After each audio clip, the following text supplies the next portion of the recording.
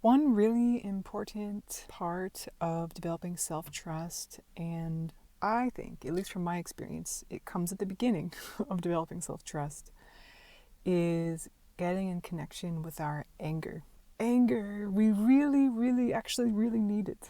It's, and we can, if we're not trusting of ourselves, which may also likely mean we're also not trusting of our feeling safe and expressing anger and feeling anger.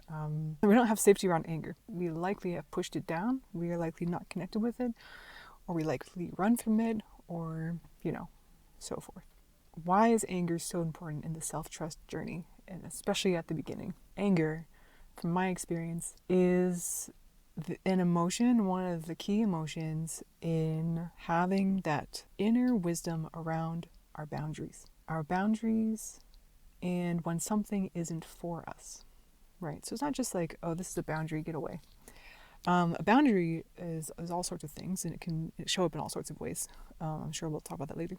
And it can also just be a knowing that, hey, this thing isn't for me, or this thing isn't empowering.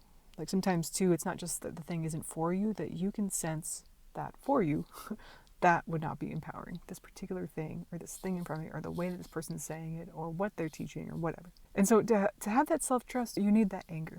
And maybe one of the reasons why anger has been difficult to connect with also is that, at least for me, that anger was not something I was like allowed to have in my family unit. And so it would mean a disconnection from community.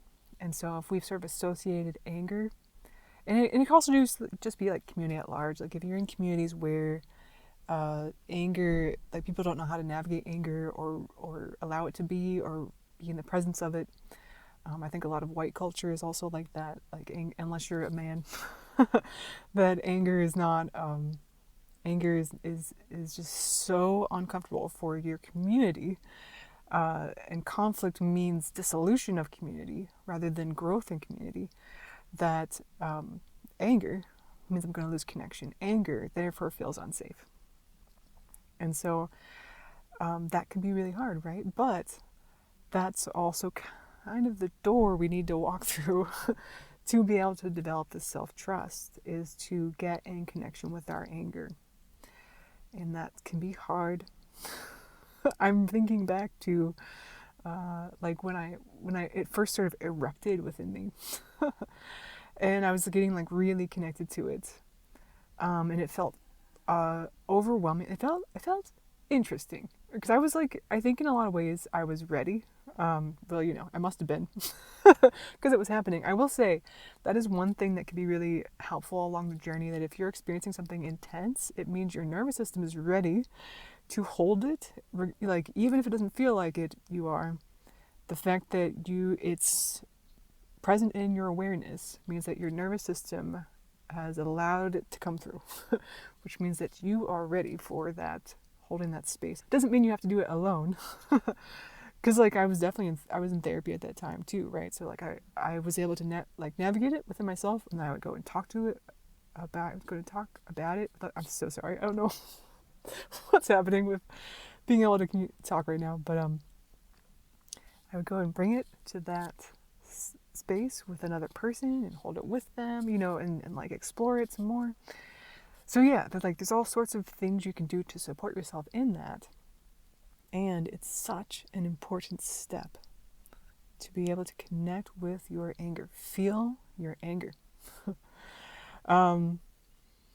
I think maybe partly I was just like kept my mind going back to that one time when I was I was like feeling it as like a eruption, like a waterfall, but coming up and out rather than down.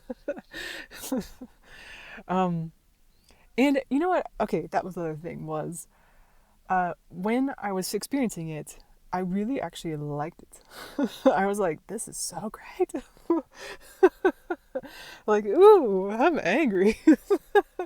Like this, I feel alive. This is a nice feeling. I liked feeling angry.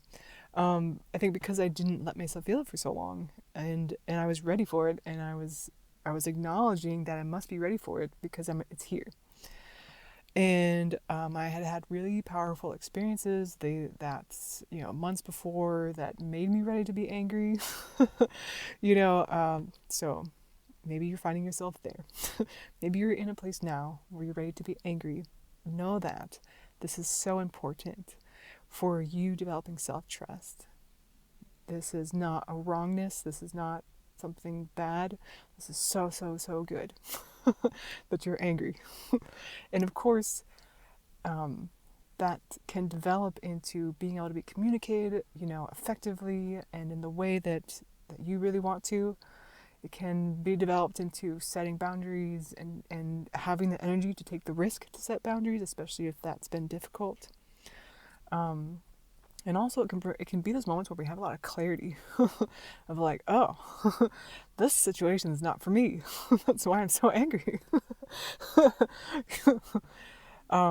So yeah, I just wanted to say that, like, if you're experiencing anger, man, that is sacred. That is so important. That is,